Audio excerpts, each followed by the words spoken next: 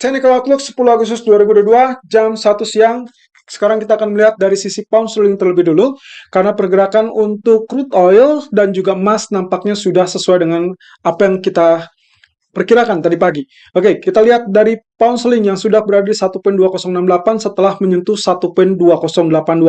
Kita lihat terlebih dulu suggestion pagi ini, di mana kami memberikan suggest untuk sell on rally di 1.2085 ataupun 1.2105 dengan target maksimum di 1.1980 atau stop loss di 1.2165.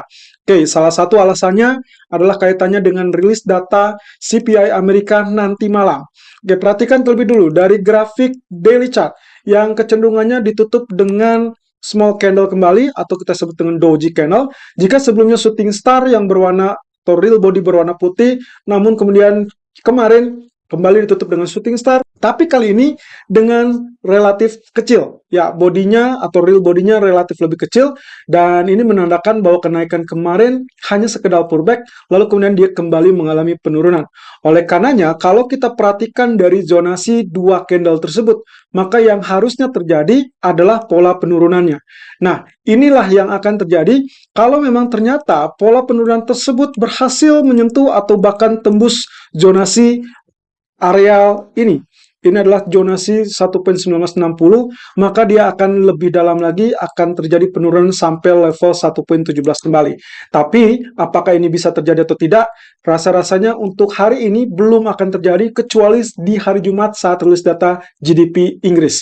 Oleh karenanya yang memungkinkan adalah target untuk 1.1960-an ini yang berpotensi menguji area support dari historical price sebelumnya. Berikutnya kalau kita perhatikan dari grafik H4-nya, ternyata juga betul apa yang kita perkirakan kemarin, kenaikan justru tertahan atau relatif tertahan kurang lebih di zona ini. Ini adalah zona resisten yang kita memang harapkan 1.2128 sampai 1.2140-an. Kemarin tertingginya persis di area tersebut, kemudian mengalami rejection.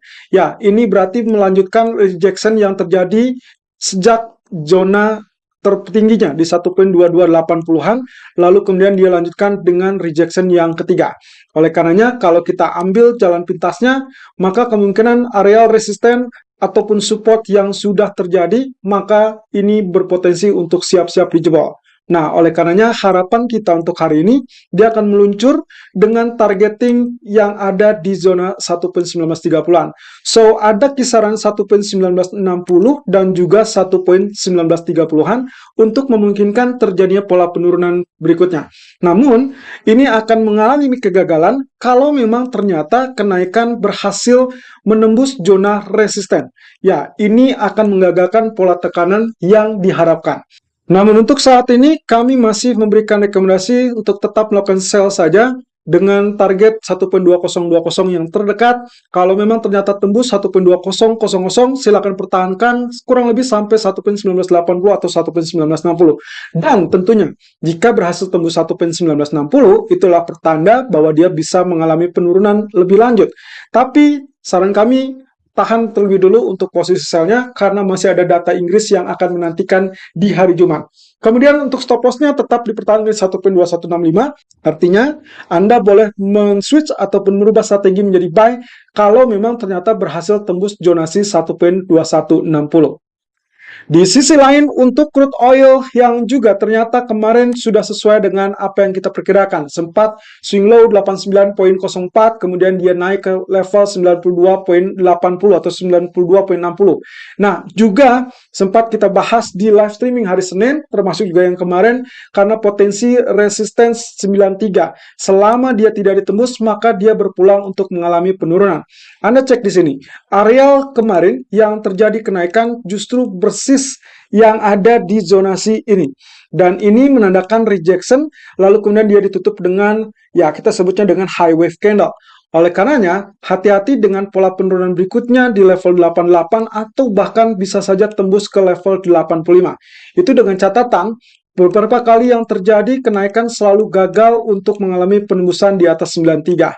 Ya, walaupun pernah terjadi di 102, tapi juga ternyata tidak bertahan lama dan akhirnya di sini pun terjadi atau mengalami rejection. Oleh karenanya, posisi yang paling pas adalah tetap melakukan sell Kalaupun terjadi kenaikan ke level 92, itu jauh lebih bagus untuk dilakukan sell persis dengan zonasi kemarin.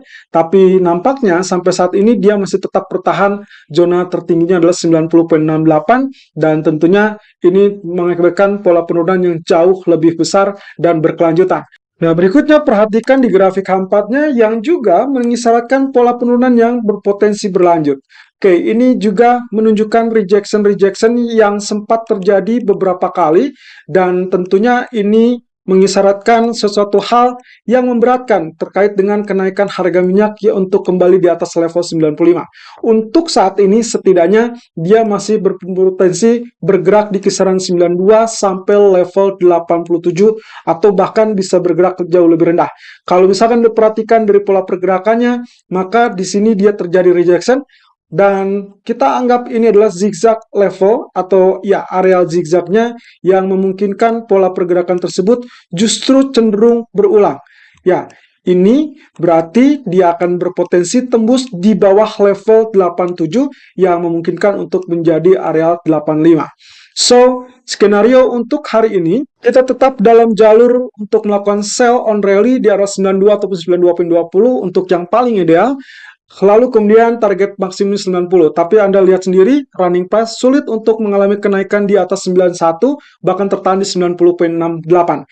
Oleh karenanya, kalaupun misalkan nanti malam dengan rilis data crude oil, maka kemungkinan posisinya kalau ada swing high pun di 92 ataupun 91 masih tetap dibenarkan untuk melakukan sell. Tapi kalau misalkan dia sudah bergerak turun di level 86 atau bahkan 85, harap berhati-hati dulu karena bisa saja dia terjadi pullback setelah menciptakan new low untuk 1 minggu terakhir ini.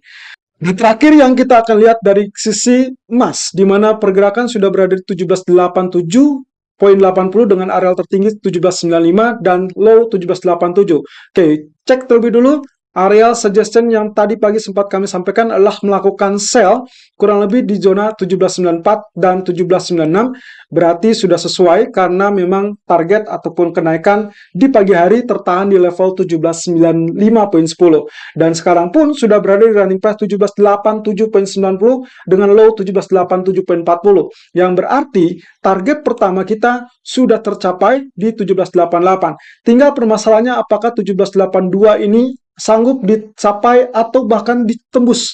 Ya, kalau memperhatikan areal Fibonacci retracement, tentunya yang akan menjadi indikator apakah dia akan terjadi kelanjutan penurunan adalah zonasi FR 61.8%. Itu berarti di 1782. Kalau memang dia berhasil tembus 1782, Anda boleh keep ataupun hold posisi sell Anda sampai target terdekatnya di 1777 atau 1771. Tapi sebentar, kita akan lihat update lebih lanjutnya dari pergerakan harga yang saat ini terjadi dari grafiknya. Nah, kalau Anda perhatikan di grafik daily, alasan kami untuk memberikan suggestion melakukan sell adalah kaitannya dengan posisi closing candle. Ya, candle kemarin ditutup dengan posisi spinning top yang sebetulnya indecision candle atau wait and see mode. Yang artinya pula bahwasannya investor atau pasar sekarang saat ini dia sedang menantikan rilis data CPI Amerika terlebih dulu. Jika memang terjadi kejutan yang sangat kuat, maka kemungkinan potensinya dia akan mengalami swing low yang lebih dalam terlebih dulu, lalu kemudian barulah nantinya akan diharapkan pullback sebagai safe haven atau aset hedging inflasi. Berikutnya, yang saya harapkan nantinya dia akan membentuk candlestick daily chart seperti demikian, lalu kemudian ditutup dengan pola candle hammer ataupun hanging man. Atau bisa saja candlenya berbentuk long tail seperti demikian, lalu kemudian real bodinya cukup panjang. Oleh karenanya kita mengharapkan keduanya bisa terbentuk. Dengan alasan saat data dirilis dengan sangat kuat, maka kemungkinan berkaca kepada status 3 bulan yang lalu, di saat rilis data CPI yang mengejutkan sangat kuat 8.6% dari ekspektasi 8.4%. Emas sempat tergelincir sampai membentuk level bottom terlebih dulu, kemudian dia rebound di malam hari atau tidak lama setelah penurunan tersebut, dan akhirnya ditutup dengan bullish candle.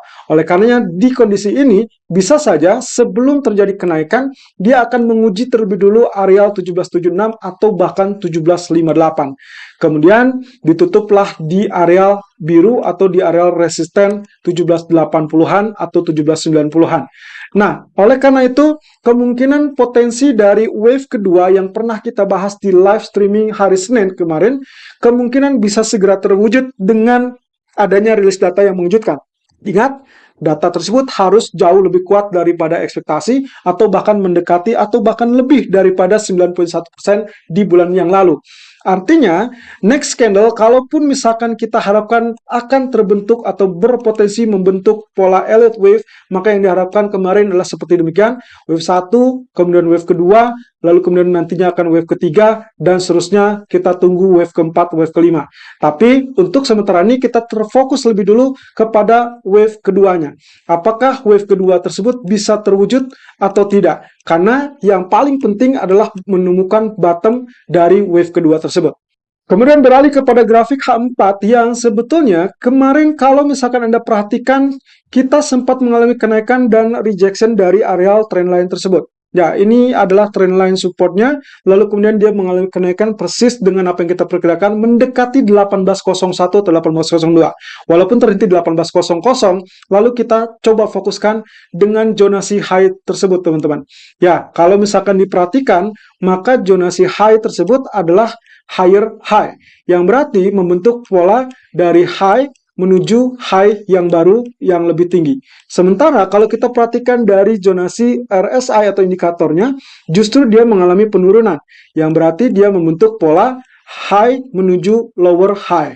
Oleh karena itu, sebetulnya apa yang tadi pagi sempat kita rekomendasikan untuk melakukan sell, betul adanya dikarenakan ada posisi dari bearish divergence.